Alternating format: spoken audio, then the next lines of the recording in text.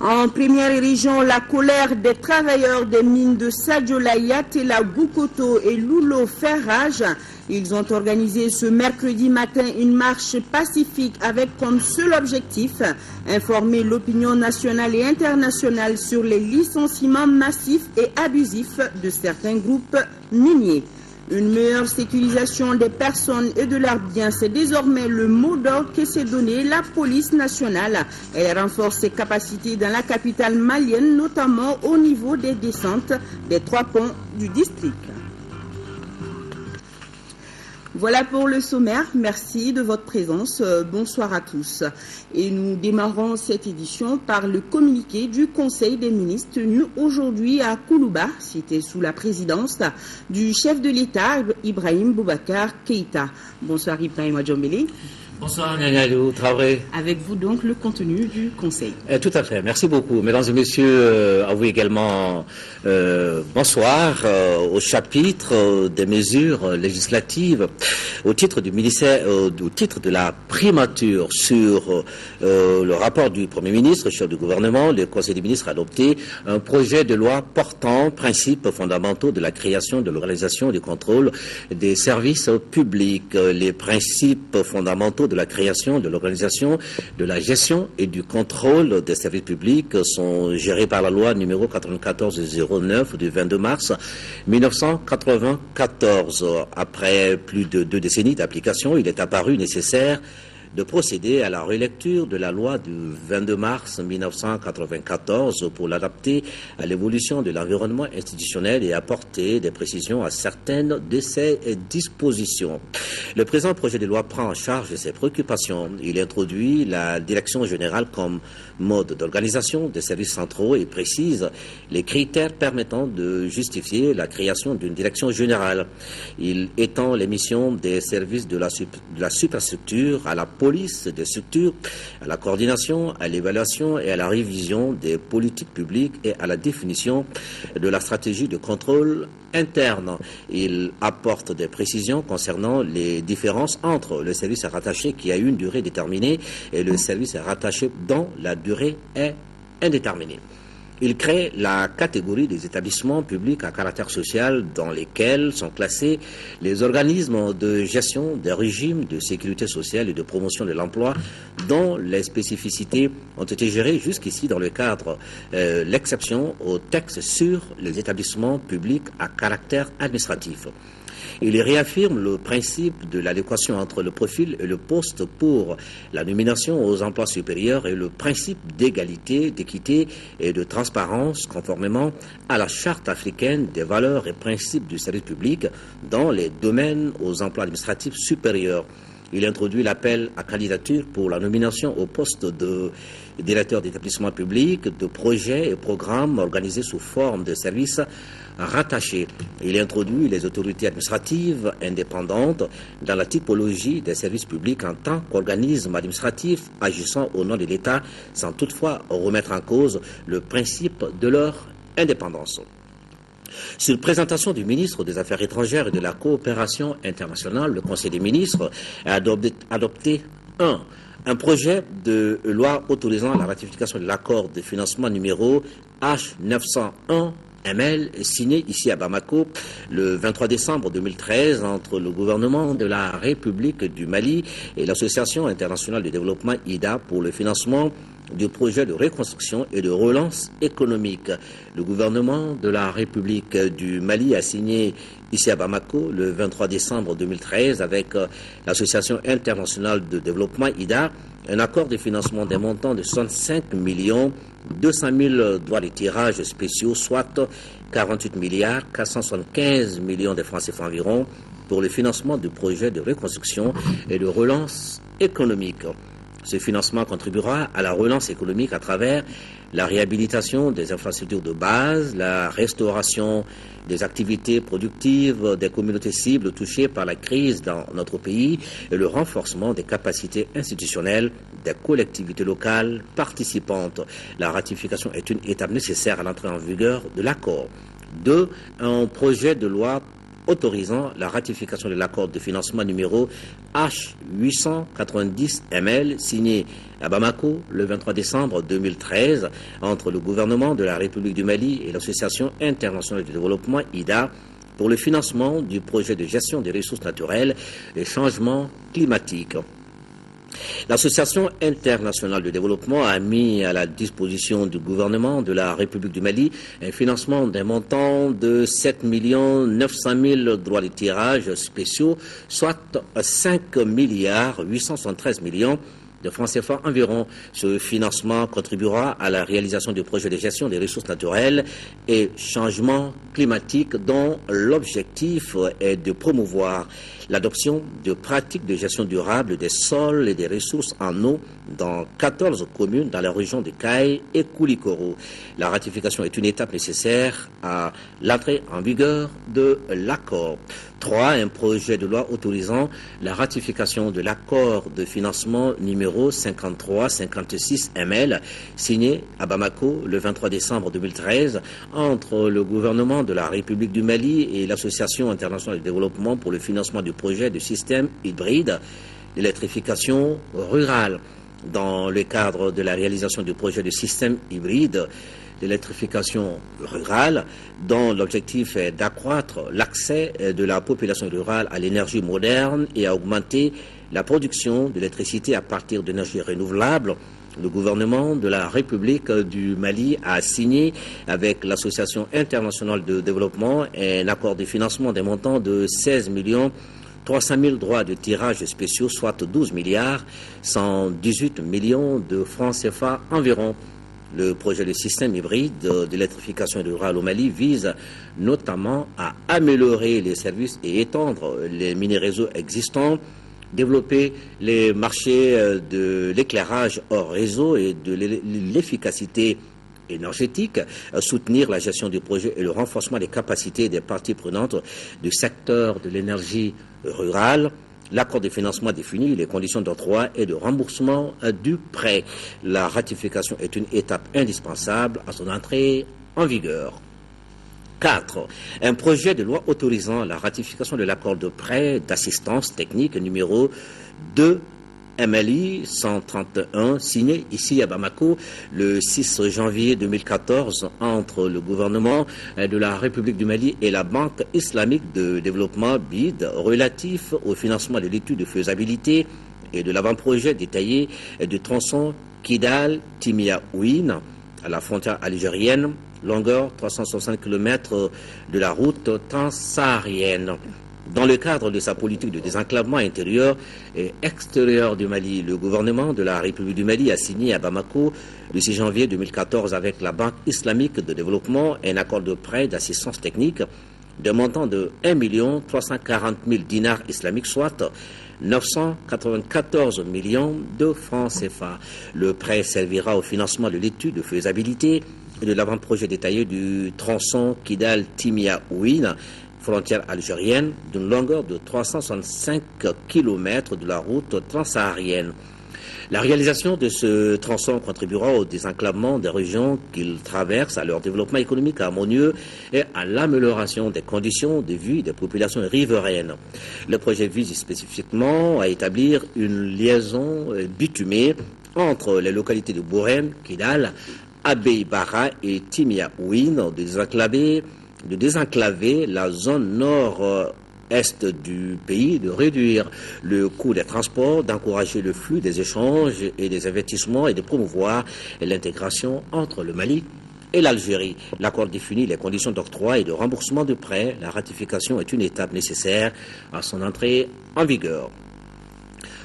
Au chapitre des mesures réglementaires, sur le rapport du ministre de la Réconciliation nationale et du développement des régions du Nord, le Conseil des ministres a adopté un projet de décret déterminant le cadre organique de la direction des finances et du matériel du ministère de la Réconciliation nationale et du développement des régions du Nord. La direction des finances et du matériel a pour mission d'élaborer et de mettre en œuvre au niveau du département ou du groupe de départements ministériels les éléments de la politique nationale dans les domaines de la gestion des ressources financières et matérielles et de l'approvisionnement des services publics. Le présent projet de décret détermine pour les 5 prochaines années les ressources humaines nécessaires au fonctionnement de la direction des finances et du matériel du ministère de la Réconciliation nationale et du développement des régions du Nord. Et sur le rapport du ministre de l'économie et des finances, le Conseil des ministres a adopté un projet de décret portant approbation du marché relatif aux travaux de réhabilitation de l'avenue de l'an 2000 à Ségou, longueur 9,5 km. Le présent projet est conclu dans le cadre de la mise en œuvre du programme de réalisation et de réhabilitation d'infrastructures et d'équipements routiers urbains engagés par le gouvernement.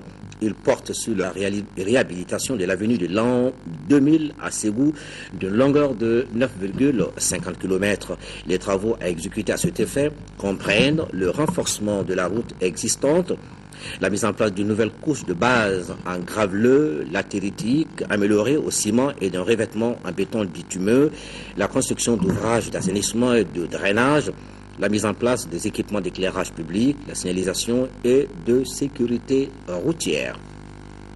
Le marché est attribué après appel d'offres au groupement d'entreprises ETEP et GK pour un montant de 10,384 milliards de francs CFA environ et un délai d'exécution de 18 mois.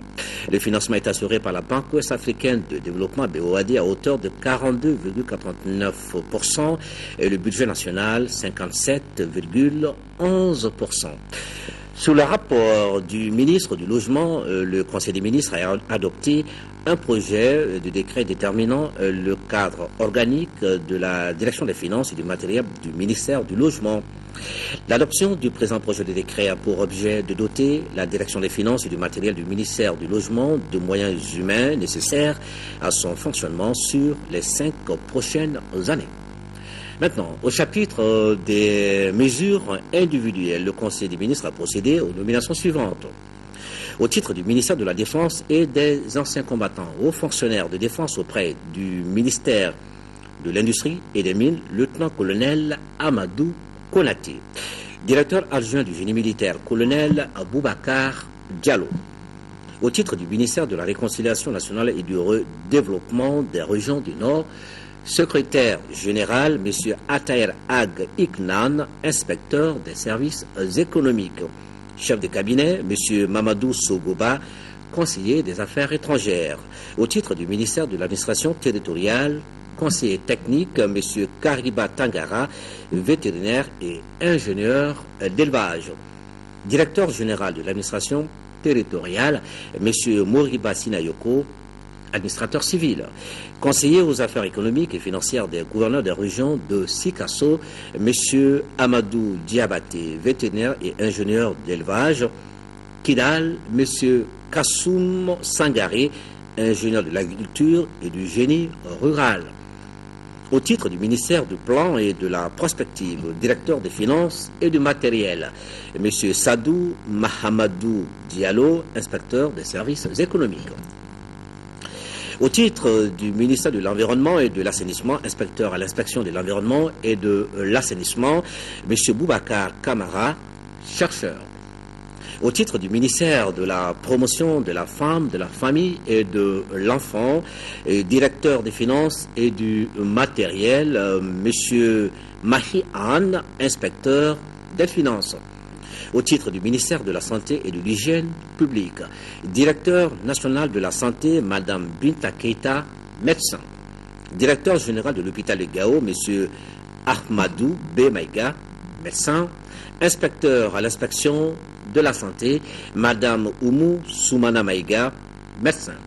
Au titre du ministère de la Communication et des Nouvelles Technologies, de l'Information, directeur des finances et du matériel, M. Suleiman Dambélé, il est inspecteur des services économiques. Nanalou Traoré. Ibrahima, merci. Merci et bonne suite. Et nous poursuivons ce journal avec ce communiqué du président de la République adressé à son Excellence M. Abdelaziz Bouteflika, président de la République algérienne démocratique et populaire. Monsieur le Président et chers frères, c'est avec une profonde affliction et une grande tristesse que j'ai appris le tragique accident d'avion survenu ce mardi 11 février 2014 dans l'est de l'Algérie à Ennmina et qui a coûté la vie à plus de 100 personnes. En cette douloureuse circonstance, je voudrais exprimer à votre Excellence, aux familles des victimes durement éprouvées et au peuple algérien tout entier, au nom du peuple du Mali, de son gouvernement et à mon nom propre, notre profonde compassion et nos condoléances les plus émues. Je salue la mémoire des disparus et prie Allah subhanahu wa ta'ala pour le repos éternel de leur âme. Qu'Allah le Tout-Puissant les accueille dans son paradis. Je vous prie d'agréer, Monsieur le Président et chers frères, l'expression de ma très haute et fraternelle considération, signée Ibrahim Boubacar Keïta. Direction place de la République, le président de l'Assemblée nationale a accordé ce matin 3 audiences, respectivement à une délégation de la Cour pénale internationale, puis aux ambassadeurs de la Tunisie et du Burkina Faso. Le premier est venu saluer la coopération des autorités maliennes dans les enquêtes que mène cette instance sur les crimes commis lors des douloureux événements survenus au Mali. Quant au second, ils sont venus saluer la nomination du chef des lieux. Compte rendu d'audience, c'est avec Ramata Konati. Il était question de justice ce mercredi à l'Assemblée nationale. La Cour pénale internationale a rendu hommage aux autorités maliennes pour leur participation aux enquêtes menées par cette instance. À la demande de Mme la procureure Fatou Bensouda, nous avons fait une visite de courtoisie au président élu de la nouvelle Assemblée nationale malienne. Et puis, pour encore une fois, renouveler aux autorités maliennes les remerciements du bureau du procureur pour la bonne coopération que nous recevons des autorités maliennes dans le cadre de notre enquête depuis que le Mali a porté l'affaire, les crimes qui ont été commis sur le territoire à l'époque de la crise. Auparavant, les ambassadeurs de la Tunisie et du Burkina Faso avaient été reçus en audience. Avec le premier, les échanges ont porté sur la coopération entre Tunis et Bamako. On a échangé sur les questions qui intéressent le renforcement des relations bilatérales entre la Tunisie et le Mali. Nous avons évidemment parlé de la situation sous-régionale et des voies et moyens de lutter contre le terrorisme et l'intégrisme. Pour le second diplomate Lougué Kodjo, récemment nommé, il s'agissait d'une visite de courtoisie. Comme l'ambassadeur tunisien, il a félicité le président Issaka Sidibé pour son élection à la tête du Parlement. Tous ont encouragé le nouveau président à œuvrer pour consolider davantage les relations entre le Mali et leurs pays et institutions respectifs. Nous sommes à l'Assemblée nationale. Restons-y. Le nouveau bureau de l'Assemblée nationale a été mis en place cet après-midi au cours d'une séance plénière. Il compte 18 membres, dont 3 femmes, et regroupe toutes les sensibilités, mouvances présidentielles ou oppositions. On retient surtout que la première vice-présidence de l'Assemblée revient à Mamadou Tounkara du groupe parlementaire RPM et la troisième vice-présidence à Amadou Sissé du groupe parlementaire VRD, Vigilance républicaine démocratique. Le premier questeur est Mamadou Djarassouba du RPM et deuxième questeur Belkoba de l'APM. Les travaux se poursuivent à l'hémicycle à travers la mise en place des commissions de travail et nous y reviendrons dans nos éditions de demain avec Bourama Traoré. Conférence de presse du ministre des Mines, Boubou Sissé, en donnant ce point de presse, a voulu partager avec la presse le flux de la participation malienne au forum d'Indaba. Le ministre vient en effet de prendre part à ce forum où il a vendu aux investisseurs l'important potentiel minier et l'excellente politique d'investissement minier dont dispose notre pays. Faisons le point avec Aloussé Touré. La crise est derrière nous et les conditions d'investissement au Mali sont largement attractives. Les opportunités dans le domaine minier sont nombreuses et diverses. Telle est la substance du message de la délégation malienne au Forum des investisseurs miniers d'Indaba. Tenu du 3 au 6 février dernier à Cape Town, en Afrique du Sud, le forum a enregistré un fort intérêt pour le Mali. On s'est appesanti sur le processus de normalisation qui était en cours, quand on a insisté sur le fait que la crise est à peu près quasiment derrière nous, même s'il y a encore quelques poches de sécurité, quelques problèmes d'insécurité dans le nord que nous essayons de régler à travers un dialogue inclusif. Mais la crise est derrière nous. Le pays, on est dans un processus de normalisation où les institutions se sont mises en place progressivement. Un président de la République a été élu avec un score record. Un gouvernement qui a été mis en place, une assemblée qui est en train de se mettre en place. Le ministre des Mines a également étalé les ambitions de son département. 3 axes majeurs sous-tendent la politique minière de notre pays. Il s'agit de l'axe de la diversification, celui de l'intégration et enfin la maximisation des recettes minières. On a un secteur minier qui jusqu'à présent a évolué de façon isolée par rapport à notre économie. Il était extrêmement important que l'on intègre les mines à notre économie pour que l'on en tire le maximum de profit. Je dis isolé, pourquoi? Parce que jusqu'à présent, ce qui était important pour nous, et sans doute le contexte le justifiait, c'était de maximiser au maximum les recettes que l'on pouvait tirer de l'exploitation minière, les recettes fiscales. Et donc cet objectif-là a fait en sorte qu'on a développé, le secteur s'est développé comme dans une économie d'enclave. C'est-à-dire que complètement isolé, complètement pas du tout intégré à notre économie.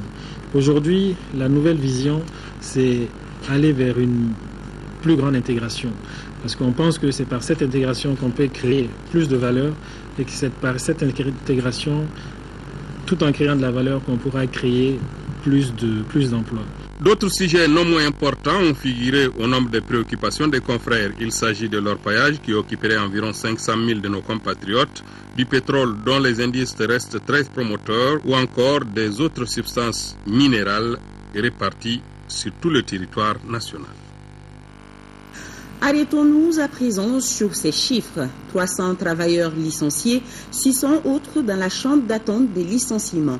Cela se passe en première région et il s'agit des travailleurs des mines. Face à la dégradation des relations employés-employeurs, les travailleurs des mines de Sadiola, Yatela, Goukoto et Loulo ont organisé ce mercredi matin une marche pacifique. Ils dénoncent les licenciements massifs et abusifs qu'un groupe minier de la région est en train d'effectuer. Les marcheurs entendent des autorités compétentes à la matière locale et internationale des réactions. Le film de la marche, c'est avec Kansoutou Kanouté. Organisée par la division Sinacom de Caille, cette marche de protestation s'est déroulée dans un climat pacifique. Ils sont sortis nombreux. Ce sont les travailleurs des mines de Sayola, Gungoto, Lulo et Yatela, les comités affiliés à l'INTM de Caille et les populations pour manifester leur mécontentement.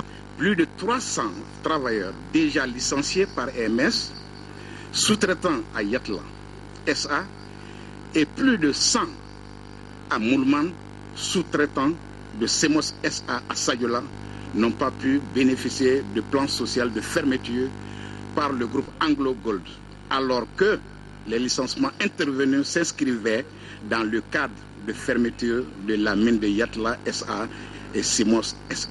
Nous ne disons pas que nous sommes contre les licenciements massifs, mais nous voulons être accompagnés, nous voulons qu'on ait un plan social pour l'accompagnement, la réinsertion des travailleurs licenciés. Fidèle à notre devise, unité, solidarité, action, pour dire que nous sommes un syndicat qui doit aller dans une solidarité pour agir. Cette marche a démarré devant la Bourse du Travail avec une escale à la tribune pour s'achever au gouvernorat par la remise d'un mémorandum au conseiller aux affaires économiques et financières du gouverneur. Moussa Ali Maïga a aussitôt prodigué des conseils aux travailleurs en les invitant à toujours suivre la voie du dialogue. Les autorités de la région les soutiendront suivant les tests de licenciement. Autre conférence de presse dans ce journal, c'est celle donnée par le ministre délégué à la coopération internationale du Royaume d'Espagne. Le ministre espagnol était face aux hommes de médias afin de faire le point de la coopération entre nos deux pays. Compte rendu, Isaac Chini. À travers cette conférence de presse, le ministre délégué pour la coopération internationale et pour l'Amérique latine de l'Espagne a fait le point de sa visite au Mali. Jesús García Saldaz, après diverses rencontres avec les autorités du pays et la population de Tombouctou, y avoir désormais une bonne lecture de la situation dans notre pays. L'Espagne, qui consolide davantage son engagement aux côtés du Mali, a des domaines d'intervention précis. Nous avons travaillé dans les domaines de l'aide au développement, dans les domaines de la sécurité alimentaire et l'aide humanitaire, et aussi dans les domaines de la sécurité. Et nous savons que la sécurité est un des problèmes du Mali, est un des problèmes qui doivent être adressés. Et c'est pour cela que l'Espagne participe à la mission de l'Union européenne pour la formation de la police de Mali. Les journalistes présents à cette conférence ont fait état du problème d'immigration entre le Mali et l'Espagne. Là-dessus, l'ambassadeur José Maria rassure. Que le gouvernement espagnol et le gouvernement malien collaborent ensemble afin que des citoyens maliens voyagent en Espagne, travaillent en Espagne pour une période fixe, déterminée, et qu'à la fin de leur contrat de travail, ces gens-là rentrent au Mali. Ça, on le fait d'une façon régulière. Mais malheureusement, lorsque la crise économique a éclaté dans notre pays, le marché du travail était vraiment fragile, donc on n'avait pas la chance d'amener chez nous des travailleurs d'autres pays. Depuis 2006, des accords de coopération existent entre le Mali et l'Espagne. Toujours avec le ministre délégué espagnol, la délégation s'est également rendue à Tombouctou. Sur place, Jesús García a pu apprécier les réalisations financées par son pays. L'Institut Ahmed Baba, les médias locaux et les notables ont eu aussi la visite du ministre. Yatan Dinan nous en parle. C'est une journée bien remplie pour le ministre délégué chargé de la coopération internationale de l'Espagne à Tombouctou. Accompagné d'une forte délégation des humanitaires, l'hôte du jour s'est rendu successivement sur le site du Jardin de la Paix, où 42 associations féminines font le maraîchage. Ensuite, le CESCOM de Sankoré et la mairie de Tombouctou. C'est pour s'imprégner des réalisations et appuis du gouvernement espagnol que le ministre s'est rendu personnellement dans cette localité. C'était pour visiter une ville qui est bien connue dans le monde, qui a souffert récemment l'occupation et qui commence à reprendre le développement et la vie citoyenne. Alors, on voulait montrer l'engagement de l'Espagne avec le Mali et très spécialement avec Tombouctou. Depuis les premières heures de la libération, l'Espagne intervient à Tombouctou à travers des ONG comme l'AMSS, Agroaction Allemande et ICO. Le ministre est convaincu des nombreuses attentes de la population. Nous avons honoré nos engagements lors de la réunion de Bruxelles. On a versé l'année dernière 18 millions d'euros en Mali et on a pu constater lors de notre visite au Jardin de Paix et au centre de santé comment cet argent est bien dépensé, comment ça contribue à améliorer les conditions de vie de Tombouctou. Une visite à l'Institut des hautes études et de recherche islamique Ahmed Baba a permis au ministre de découvrir les manuscrits qui évoquent le passage de la communauté andalouse à Tombouctou. La révolution iranienne a 35 ans. Pour marquer cette date anniversaire, l'ambassadeur de la République islamique d'Iran au Mali a offert hier soir une réception à sa résidence. Occasion pour le diplomate de retracer l'historique de cette révolution et de parler de la bonne coopération existante entre nos pays. Mohamed Ould Mamouni était présent à la cérémonie. Son reportage.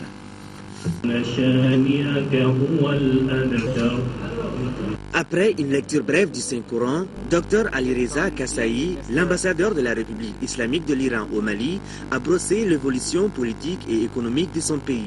Il dira que février 1979 marque la date de la victoire de la révolution iranienne. Son peuple, debout comme un seul homme, sous la direction de feu Imam Khomeini, a libéré l'Iran du régime dictatorial dont la racine remonte à plus de 2500 ans. Une révolution suivie d'un référendum a donné naissance à la République islamique d'Iran. La révolution islamique qui a été lancée cette année pour libérer le peuple iranien du fardeau échappé aux principes millénaires menant à l'adoption de la République islamique d'Iran à travers un vote populaire de plus de 98%. L'Iran est l'un des gouvernements les plus démocratiques dans le monde, car sa vie politique est marquée par la tenue régulière, transparente et populaire de plus d'une trentaine d'élections distinctes. L'Iran condamne avec détermination le terrorisme. Le pays est constamment victime de ces phénomènes terribles de la part des ennemis extérieurs. Parlant de la coopération, Dr Alireza Kassaï s'est réjoui des relations que l'Iran entretient avec les pays africains, particulièrement avec le Mali. C'est le lieu de rappeler la position de mon pays qui reste invariablement attaché à l'intégrité territoriale du Mali et à sa souveraineté sur l'ensemble du territoire. L'ambassadeur de la République islamique d'Iran a réitéré le soutien de son pays dans le sens du raffermissement de la coopération entre Bamako et Téhéran. Les travaux de validation du plan d'action national 2014-2018 de lutte contre la prolifération des armes légères et de petit calibre ont commencé ce mercredi. C'est à la faveur d'un atelier de 3 jours au cours duquel les participants tenteront d'adapter le plan d'action 2010-2014 aux normes internationales, notamment à la convention de la CEDEAO. Nous, Sissoko, reportage. Le plan national 2010-2014 de lutte contre la prolifération des armes légères arrive à son terme. La volonté politique des autorités de poursuivre le combat nécessite l'adaptation du nouveau plan d'action aux normes internationales, en l'occurrence à la convention de la CEDEAO en la matière. Il s'agit aussi de prendre en compte les avis des couches nationales afin de parvenir à une version consensuelle. La convention de la CEDEAO sur les armes légères et de petit calibre, instrument juridiquement contraignant, a mis un accent particulier sur l'harmonisation de la fabrication artisanale dans la sous-région. Beaucoup de fabricants traditionnels, de plus en plus, travaillent en dehors de tout contrôle. Le Mali a fait un pas important dans la lutte contre la prolifération des armes légères et de petit calibre. C'est du moins la conviction du directeur du Centre régional des Nations Unies pour la paix et le désarmement en Afrique. Le Mali a mis la lutte contre la prolifération des armes légères et de petit calibre au centre de sa politique, en mettant en place déjà en 1996 la Commission nationale de lutte contre la prolifération des armes légères. Les populations des pays infectés par l'infiltration des armes légères sont continuellement exposées à ces souffrances inacceptables et les perspectives de la réconciliation et de la paix tant espérées sont souvent différées. Le plan d'action qui sera validé à l'issue des travaux de cet atelier servira d'outil de référence dans le partenariat entre les différents acteurs de la lutte contre la prolifération des armes légères et de petit calibre dans notre pays. C'est demain que s'ouvrent dans notre pays les travaux du 14e forum de Bamako. Cette rencontre qui porte sur le thème paix, sécurité, développement regroupera pendant 3 jours des experts du monde entier. Ensemble, ils vont partager leur point de vue sur des sujets en rapport avec le thème. Pour plus de précision, écoutons le vice-président de la Fondation Forum de Bamako, Abdullah Koulibaly. Il est au micro de Abdraman Maïga. On s'est rendu compte, dans ce que nous venons de vivre au Mali, qu'il n'y a pas de paix sans sécurité et sans le développement. Et c'est l'enjeu majeur de la réunion du 13, 14 et 15 février prochain, qui va réunir à Bamako des personnalités d'Amérique, d'Afrique, d'Europe, qui vont parler essentiellement de quelle stratégie, notamment les États-Unis ont pour les pays du Sahel, quelle stratégie l'Europe a pour le Sahel, quelle stratégie l'Union africaine a pour le Sahel, quelle stratégie la CEDEAO a pour le Sahel, et enfin, quelle est la politique du Mali par rapport à la mutualisation des dispositifs de sécurité dans l'espace sahélo-saharien. Donc on va parler au niveau sécurité de ces différentes stratégies pour converger essentiellement vers une seule stratégie, quelle stratégie pour le Mali. Mes attentes par rapport à ce forum, c'est d'abord amener mes concitoyens à s'ouvrir, à écouter. Parce que c'est seulement dans l'humilité qu'on peut avancer. Et quand on va écouter toutes ces sommités, on va comprendre une chose, on a toujours beaucoup à apprendre Et on a toujours besoin des autres. Autre grand titre de ce journal, la police nationale renforce la sécurité dans la capitale malienne, notamment au niveau des descentes des 3 ponts. Pour cela, elle procède tous les soirs au contrôle des documents et à la fouille minutieuse des véhicules. L'opération vise à sécuriser davantage les personnes et leurs biens. Pour mener à bien donc cette mission, la police sollicite l'indulgence des populations, nous précise Ibrahima Traoré.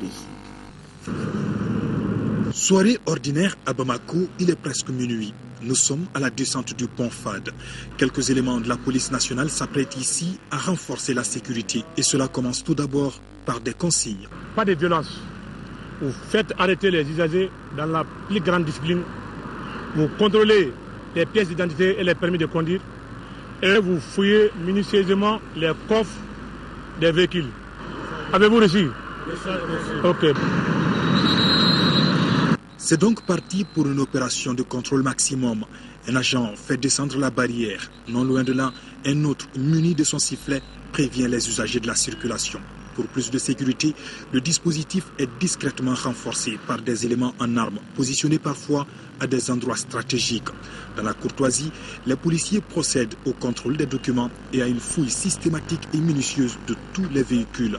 Le travail consiste surtout à chercher tout objet suspect. Le but de tout ça, c'est d'empêcher la commission de tout acte terroriste à Bamako. Cette opération se déroule quasiment tous les soirs au niveau des 3 ponts de la capitale malienne. Elle mobilise les 15 commissariats du district de Bamako. L'initiative est différemment appréciée par les usagers de la circulation. Je pense que c'est tout à fait normal parce que c'est pour la sécurité de la population qu'ils le font. Ça, c'est de la merde. Il ne peut pas quand même vérifier tous les véhicules de Bamako. Ce n'est pas aussi sur le pont qu'on peut faire ça. Il faut que les gens soient indulgents. Ce qu'ils font là, ils font ça pour nous. Ben, qu'ils se disent que c'est pour leur propre sécurité qu'on le fait. Et qu'ils ont intérêt à s'y plier.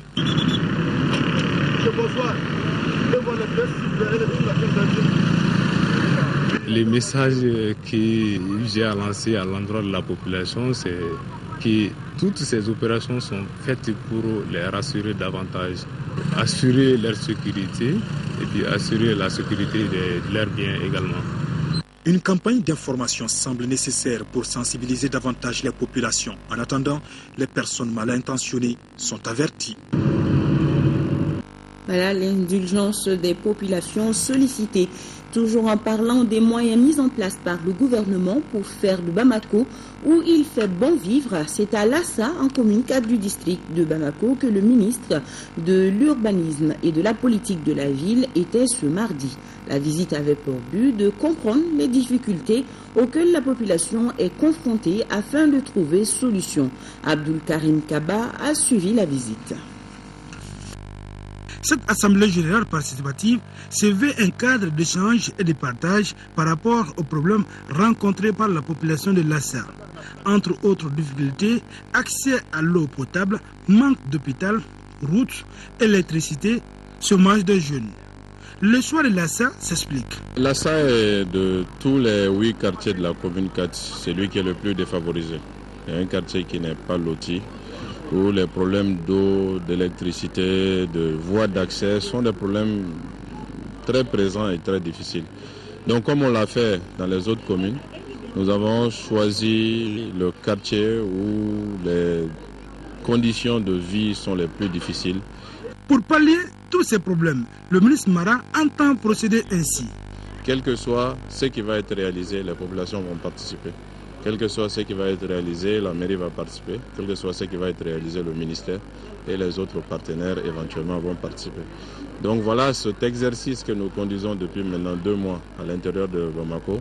Lassa est la 5e étape d'une série de rencontres après Bakarbougou en commune 2, Irimadio en commune 6, Sabalbougou en commune 5 et Koulinouko en commune 3, initiée par le ministère de l'Urbanisme et de la Politique de la ville. Le projet d'appui aux communes urbaines du Mali était aujourd'hui au centre des échanges entre le conseil communal du district de Bamako et une délégation de la Banque mondiale. Il s'agissait pour les 2 parties de faire le point d'exécution du projet afin d'identifier les difficultés. Agali Ag Adissa nous fait le point de la rencontre. Le district de Bamako est bénéficiaire de même que d'autres villes du projet d'appui aux communes urbaines du Mali. Et c'est dans le cadre de la supervision de ce projet qu'une délégation de la Banque mondiale a rencontré le conseil communal du district de Bamako. Le projet, dans sa deuxième composante intitulée Investissement prioritaire, réforme institutionnelle et renforcement des capacités du district, concerne uniquement la ville de Bamako et vise à améliorer le cadre de vie des populations. Le projet devait faire une voie à Boulkassoumbougou en commune 1, la rue 525 qu'on appelle communément la rue Montana. Le projet doit financer le collecteur P7 le long du cimetière de Lafiabougou et 2 rues à Lafiabougou. Et enfin, le projet doit faire des infrastructures à Banakabougou, en commune du district. Il y a eu des couacs par rapport au premier investissement qui aurait dû être réalisé courant 2013, c'est la rue 525. Donc, pour résorber ce retard-là et aller de plus de l'avance, il a été convenu de regrouper l'ensemble des investitions du sous le district en 2 tranches. En termes de difficultés, on note le faible taux de décaissement, la lourdeur administrative, entre autres. Les autorités communales ont apprécié cette démarche pédagogique de la Banque mondiale. Nous avons demandé effectivement à nos partenaires de la Banque mondiale, c'est de voir avec la Direction générale des marchés publics comment faire en sorte qu'il y ait un peu de sévérité dans le traitement des dossiers afin que les populations ne soient pas pénalisées inutilement. Tout projet qui va dans le cadre de l'épanouissement, dans le cadre du confort, dans le cadre de la sécurité des populations doit être traité de façon spéciale, de façon particulière. Les partenaires qui sont la Banque mondiale et la coopération suisse déboursent environ 12 milliards de francs CFA pour la mise en œuvre de cette deuxième composante du projet. Un projet qui s'inscrit dans le cadre de la gouvernance locale et financé sur des critères de performance. À présent, nouvelle de nos régions sur invitation des 3 chambres des métiers des 3 régions du Nord. Le ministre de l'Artisanat et du Tourisme, en compagnie de son collègue de l'Emploi, vient de séjourner à Tombouctou. Les 2 membres du gouvernement ont pu ainsi faire l'état des lieux des infrastructures détruites par les occupants. Sur le terrain, Mme Berthet a rencontré des promoteurs d'hôtels, des artisans et des opérateurs touristiques afin de converger les énergies pour la relance du secteur. Sur place, le compte-rendu de Adama Djimbi. À Tombouctou, le sous-secteur tourisme, artisanat et hôtellerie est coulé au sol depuis 2009. Quant aux promoteurs, ils sont à l'image de leur secteur fébrile. Madame le ministre de l'Artisanat et du Tourisme y est venue constater les dégâts occasionnés par les terroristes afin de booster le secteur. Après la crise que nous avons bien voulu visiter nos infrastructures hôtelières, le village artisanal, une maison des artisans que nous avons pu construire pour les femmes, les artisans de Tombouctou. Donc là, vous avez vu, après la crise pratiquement, il ne reste plus rien. La maison a besoin d'être rénovée et réhabilitée. Le village a été carrément saccagé. En compagnie de son collègue en charge de l'emploi, Mme Berthet a également visité l'hôtel La Maison, le siège de la Chambre des métiers complètement dévasté et la tannerie des femmes de Tombouctou. Face à ce désastre, le gouvernement s'attelle pour la mise en état de ces infrastructures. Au niveau du budget national, c'est vrai que nous pourrons faire une partie de la rénovation, mais nous comptons surtout sur les partenaires. Au musée El Massour, certains promoteurs comme Khalil Ibrahim Sidi Touré ont décidé de conserver une partie de l'histoire authentique de Tombouctou. Tombouctou étant une vieille ville, de vieille civilisation, autrement doit avoir des témoins culturels extraordinaires.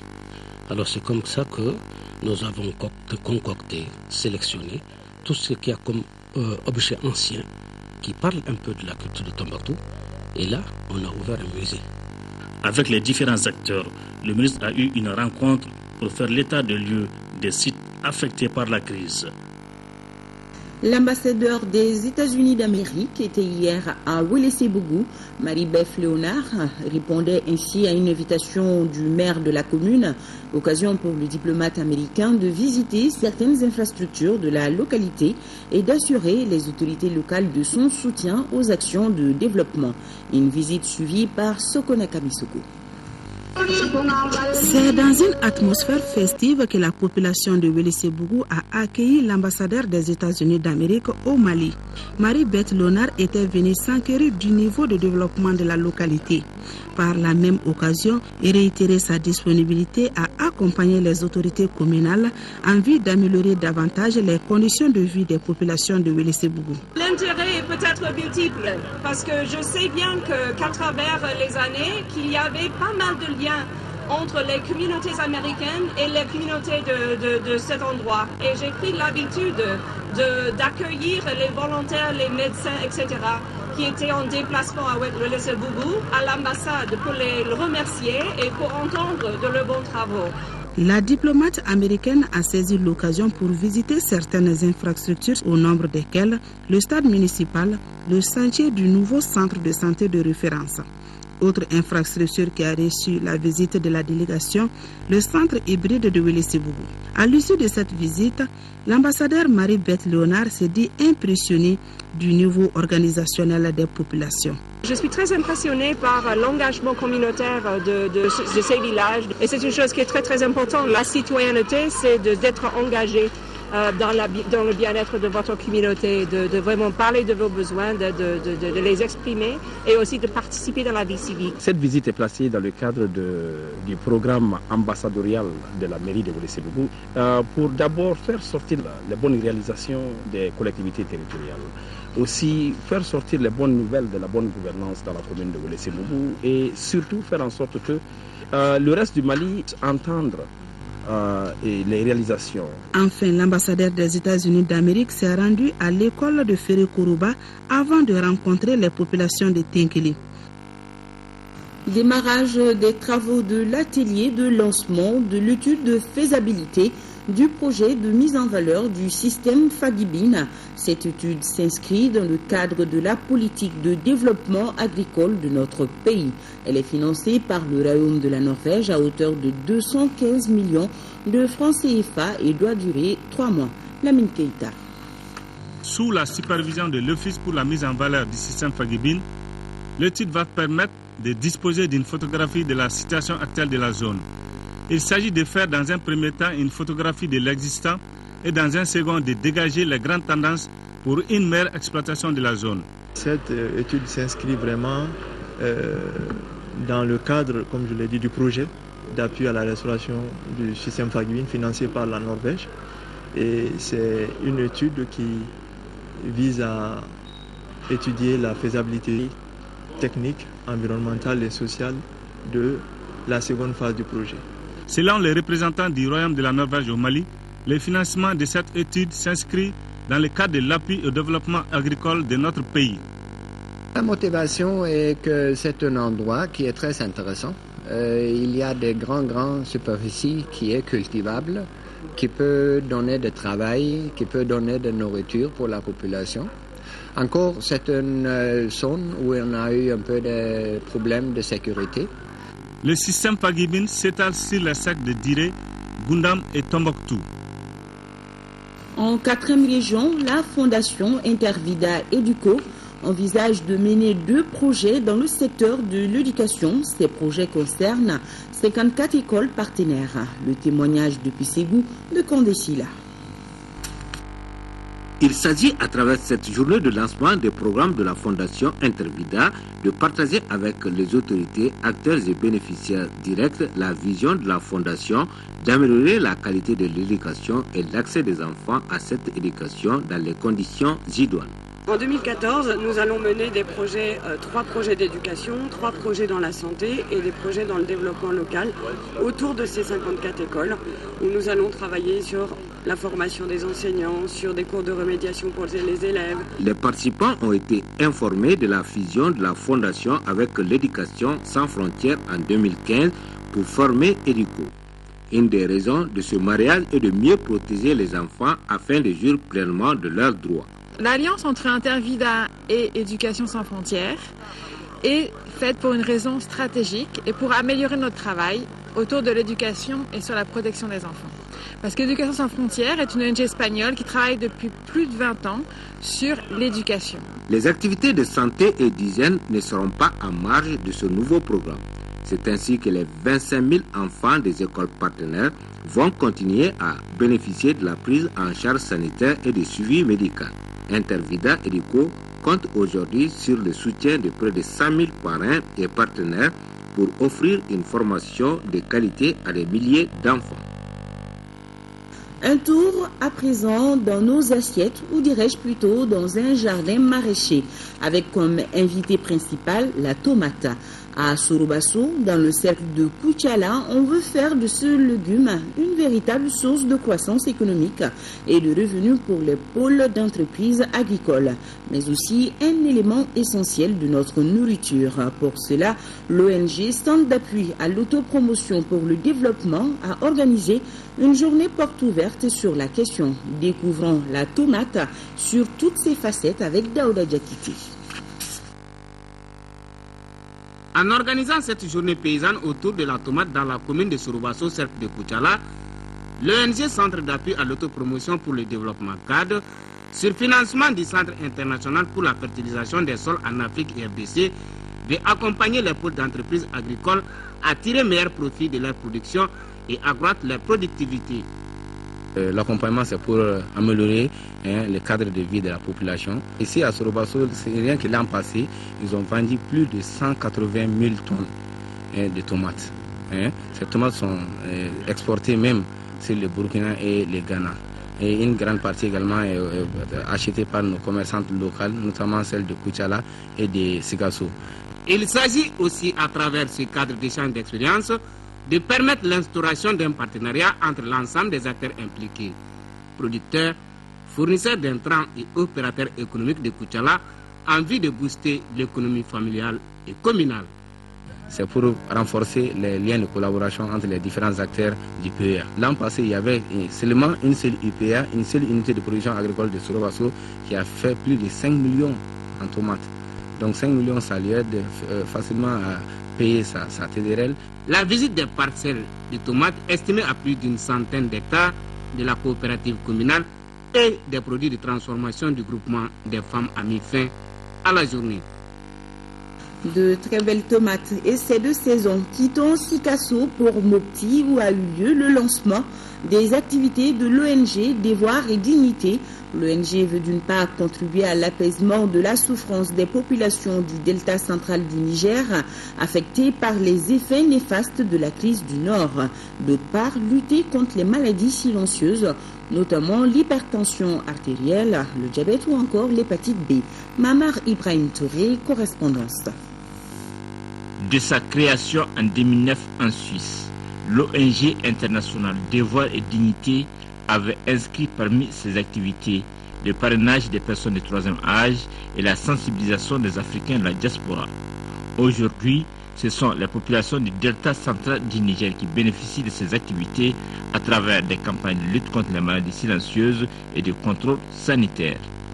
La cérémonie a pour objet d'entretenir un partenariat conscient et de qualité avec les structures en charge de la santé et de l'action humanitaire, afin de lutter énergiquement contre les maladies dites silencieuses. Il s'agit de l'hypertension artérielle, il s'agit du diabète, il s'agit de l'hépatite B. Notre mission fondamentale d'abord, c'est de prévenir d'abord la tension artérielle qui fait beaucoup de dégâts aujourd'hui, prévenir l'hépatite B et prévenir le diabète sous toutes ses formes. L'ONG internationale Devoir et Dignité vient augmenter le nombre des ONG internationales venues contribuer à l'apaisement de la souffrance des populations de Mopti. Je reste persuadé que la réalisation des activités de l'ONG contribuera sans équivoque à atteindre son autre objectif de lutte contre les maladies dites silencieuses. La présidente de la FERASCOM, le directeur régional de développement social et de l'économie solidaire, le coordinateur des ONG et d'autres partenaires ont pris l'engagement d'accompagner l'ONG internationale. Voilà ce qu'on pouvait retenir de l'actualité d'aujourd'hui. Merci de votre aimable fidélité à l'ERTM. Dans une poignée de minutes, les nouvelles du temps avec Abibatou Diakité. Nos éditions matinales de demain seront une présentation de Mohamed Touré. Et moi, je me ferai le plaisir d'être là pour celle du soir. Merci à vous qui nous suivez depuis Dubaï. À demain. Bonsoir.